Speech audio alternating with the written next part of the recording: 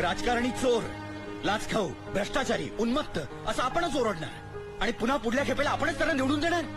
आम्ही नाही हो, आम्ही मतदान करायला कधी सोडून दिलंय. म्हणूनच तुम्ही जबाबदार आहात आजच्या राजकीय स्थितीला.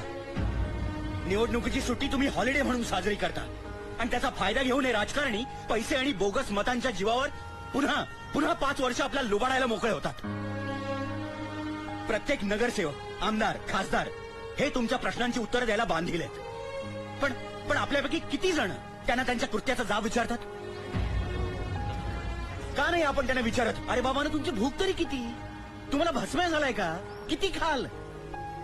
अहो कळत नाही का तुम्हाला? अहो काढून काढून गाईचं दूध संपेल, पण हे तर आता बैलाचं दूध काढत सुटलं.